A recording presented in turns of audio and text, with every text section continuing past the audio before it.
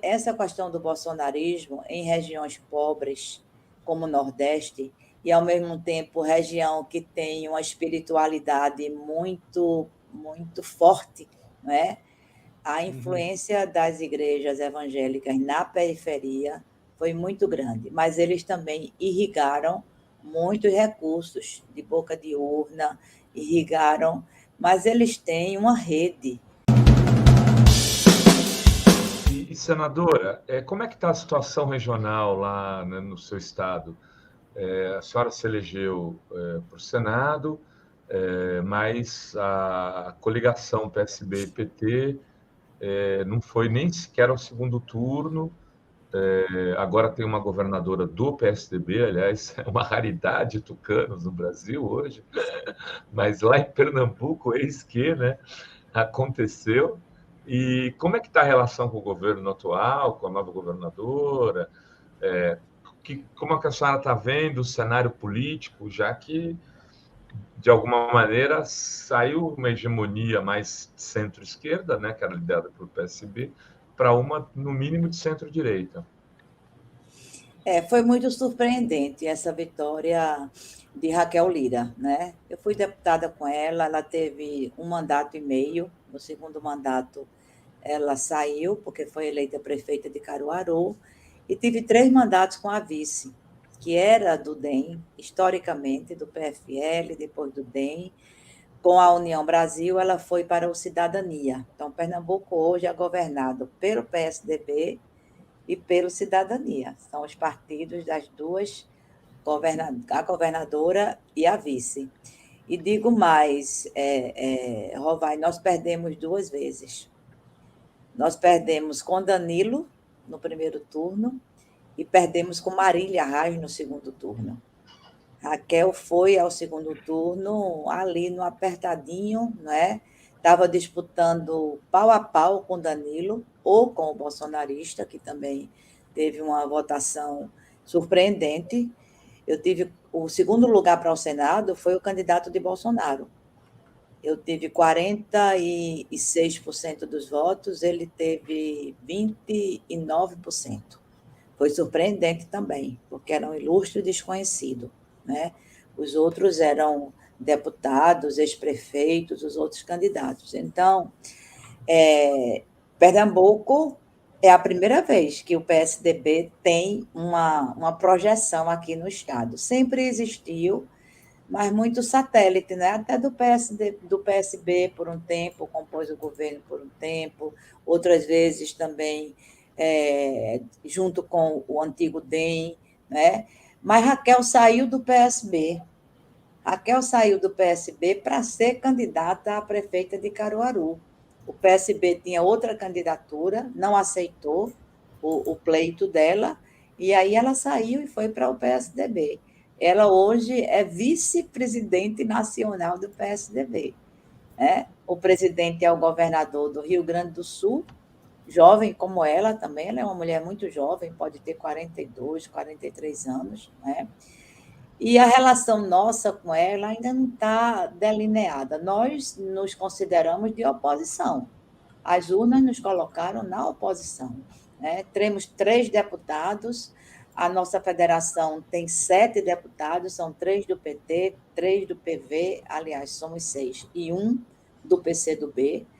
É uma federação também que está por se firmar, as federações todas estão por se firmar, e a nossa, apesar de muitos anos de relação política e de alianças bem sedimentadas com o PCdoB, com o PV, é novidade. Né? Então, ainda estamos também nos encontrando em relação à posição ao governo Raquel. Ela ainda conseguiu eleger também o presidente da Assembleia Legislativa. Nunca o PSDB teve tanta força aqui em Pernambuco, nem nos áureos tempos de Sérgio Guerra, que foi o grande ícone, né, do PSDB aqui no Estado.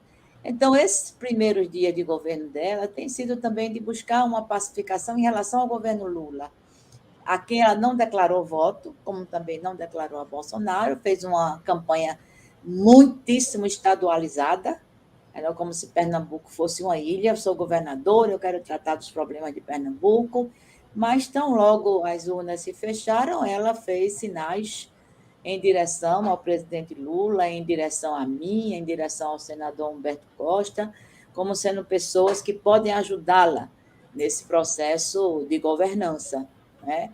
Eu acho que os primeiros passos foram assim muito inconstantes. É como se não houvesse ainda uma meta, uma marca, né, do governo, por conta talvez dessa dubiedade. Era do PSB, mas saiu. A vice foi uma deputada extremamente fiscalizadora do PSB na Assembleia Legislativa, porque era do DEM, era uma posição mesmo sistemática e competente, né, ao governo. Tanto o governo, ela pegou um governo, ela pegou um governo de Eduardo e 2 de Paulo Câmara, ela teve 3 mandatos como deputada. Então, é uma situação ainda não muito, eu diria, demarcada do ponto de vista do próprio governo. Tem ações interessantes, tem ações dispersas, e a gente não sabe ainda como é que o programa de governo vai ser efetivado. É pouco tempo também. Mas Tem, a família dela é uma família que tem histórico de defesa da tem, democracia também. tem. Ela é sobrinha de Fernando Lira. Sabe? Ela é sobrinha de Fernando. O Fernando foi ministro da Justiça, né, do governo da redemocratização, sempre esteve do lado dessa luta, e ela se inspira muito nele. Estou lhe dizendo que ela foi criada nesse ambiente, ela era do PSB, ela foi eleita deputada 2 vezes, né, pelo PSB. Né? O pai dela, João Lira, foi vice-governador de Eduardo Campos, no primeiro governo de Eduardo. Eu disse muito isso a Marília, não adianta caracterizar Raquel como bolsonarista, porque ela não é. Ela tem bolsonarista apoiando ela? Tem. Tem. E ela usou isso. Ela evitou dizer em quem ela ia votar, por exemplo, quem era o presidente dela. Ela evitou, porque no entorno dela tinha gente da campanha de Bolsonaro aqui no estado. Os bolsonaristas todos apoiaram ela ou ficaram neutros, não é? Mas a índole política dela, digamos assim, Sinara, realmente tem isso que você falou. A origem. Tem que reconhecer, né? A origem é o PSB e a defesa da democracia. O pai dela, o tio, sobretudo, que era muito forte, era um líder muito forte, um Era tribuno. ligado a Arraes também, Fernando Lira. Era. Eu me lembro porque uma vez eu queria entrevistar o Miguel Arraes pelo telefone e o Fernando Lira falou assim: você não vai conseguir, não. Ele fala muito rápido, né? Ele falava, na verdade, muito embolado. A dicção péssima. Era. Aí ele falou: você nem adianta se ligar, você não vai conseguir entender nada do que ele fala. Eu vou dizer mais a vocês. Eu vou dizer mais. O pai de Raquel, João Lira, que em 2006 foi eleito vice-governador com Eduardo, em 2004 foi candidato a prefeito de Caruaru pelo PT. Pelo PT. Olha aí. Então, né, vamos ver como é que essas influências, né, são reavivadas agora durante o governo dela. Né? Exato. Senadora, a senhora falou que ficou surpresa com a votação do seu adversário bolsonarista, com 29% dos votos, mas se a gente olhar para todo o Nordeste, que ao fim e ao cabo elegeu Lula, o bolsonarismo teve muita votação no Nordeste. A que a senhora atribui isso? Qual a importância que as igrejas evangélicas tiveram também nesse processo de votação, que também me surpreendeu ver o Bolsonaro com tantos votos no Nordeste, embora o Nordeste tenha decidido a eleição para o Lula? Eu digo que me surpreendi com a eleição, com a votação de Gilson. Ele passou um pequeno tempo como ministro do Turismo pelo perfil dos outros candidatos. Eu pensava que Marília fosse puxar o candidato dela, por exemplo, né? André de Paula, que tinha 6 mandatos de deputado federal. O outro havia sido candidato a prefeito do Recife nas últimas eleições. O candidato de Raquel era do Sertão, tinha sido prefeito da cidade, deputado também. Então, Gilson bateu todos eles. Mas eu acho que essa questão do bolsonarismo em regiões pobres, como o Nordeste, e, ao mesmo tempo, região que tem uma espiritualidade muito, muito forte, não é? A influência das igrejas evangélicas na periferia foi muito grande, mas eles também irrigaram muitos recursos de boca de urna, irrigaram, mas eles têm uma rede, é uma rede de apoio, é uma rede que dá promessa de emprego, é uma rede que promete tirar das drogas, é uma rede que promete tirar do álcool, né? E isso com um apoio financeiro, sim, eles dão esse acolhimento, né? Em troca desse processo de manipulação do pensamento muito forte. Eu tenho dito no PT que se a gente não cuidar disso, não é de imediato, não. De imediato é um embate mesmo, é a vitória. Mas se a gente não cuidar disso a médio prazo, a gente não vence o bolsonarismo. A gente ganhou de Bolsonaro, mas o bolsonarismo está presente. Na minha área, que é a área de educação, não basta apenas acabar, como o ministro já acabou, já extinguiu, o setor dentro do MEC que cuidava das escolas cívico-militares. É preciso combater essas escolas. É autonomia dos governos estaduais e municipais? Mas tem apoio técnico. Tiveram apoio técnico e estrutural do MEC.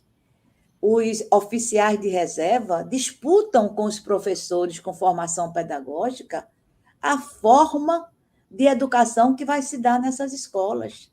Aí você tem as famílias vulnerabilizadas, a autoridade familiar, paterna e materna, questionada, às vezes nem existe, porque nem existe família estruturada. Aí chega às escolas militares oferecendo o quê?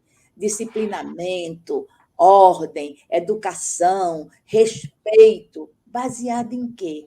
Nas teses fundamentalistas. Então, é um trabalho, e elas chegaram muito rapidamente aqui no Brasil, se consolidaram muito rapidamente, porque usam esse braço da representação política, né? Do vereador, do deputado, da deputada, dos senadores e do próprio presidente da República, que tiveram durante 4 anos. Então, o desmonte disso, eu acho que exige um trabalho muito estratégico, porque daqui a 2 anos eles estarão de novo, eles estão hoje, Azenha, disputando em várias casas legislativas a presidência da Comissão de Direitos Humanos.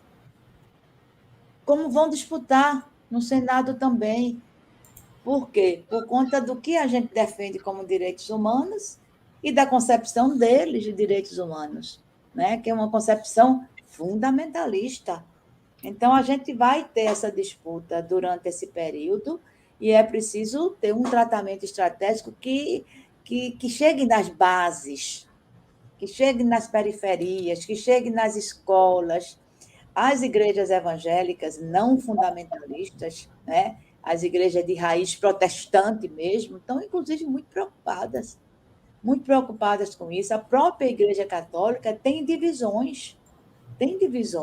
Então, você tem o uso da religião para além daquela matriz social que a religião tem que ter, que as igrejas têm que ter, e trazer esse cunho, né, de posicionamento mesmo político, né, partidário, né, de enfrentamento ao avanço, à ciência, né, as relações sociais, não entendem que a dinâmica social é uma coisa que evolui, não, tudo é muito fechado, né, muito fechado.